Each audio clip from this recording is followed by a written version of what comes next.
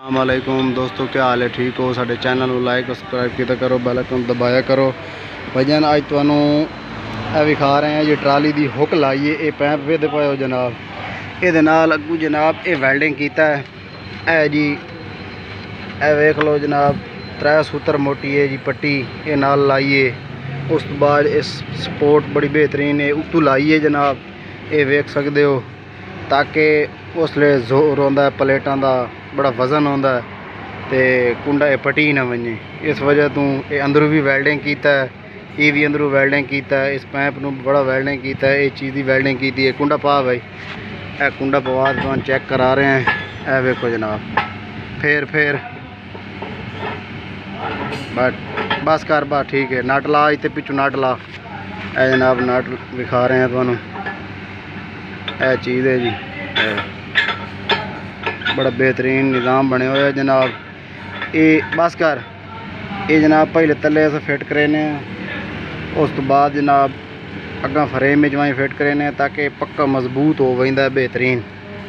ये वेख सकते हो ये चीज़ है जनाब।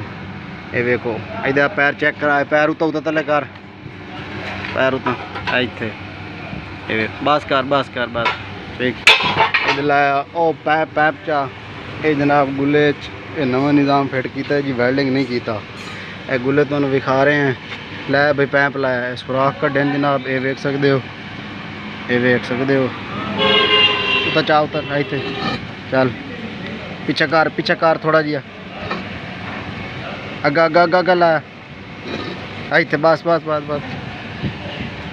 ये जनाब ए सुराख है जी, ये तुहानू विखा रहे हैं। ये चीज़ पै वही है, ये वेख सकते हो जी। ये पिन पै गई, ये है जनाब ए सुराख है जी। ए वेखो ये पिन पै सकती है कि वैल्डिंग शैल्डिंग वाला निज़ाम कोई नहीं तो बाद मिस्त्री है गुले वैल्डिंग करेंदे वो वैल्डिंग वाला निज़ाम कोई नहीं, पिन वाला निज़ाम नहीं। इतने पिना पै वैनी है, बड़ा बेहतरीन खूबसूरत निज़ाम बन वैना है। ये जनाब ये पैप लाठे पई, ये चेक करो। ये वेखो वो सिरे ते ही निज़ाम है जनाब, इस सिरे ते भी ये निज़ाम है। ये दूसरा टायर भी है जी। ये जनाब हुण निज़ाम बना के हिस्से नू ला रहे हैं। इंशाल्लाह अगली वीडियो तुहानू मुकम्मल फ्रेम दी हिस्से दी विखता है। तब तक के लिए अल्लाह हाफिज़।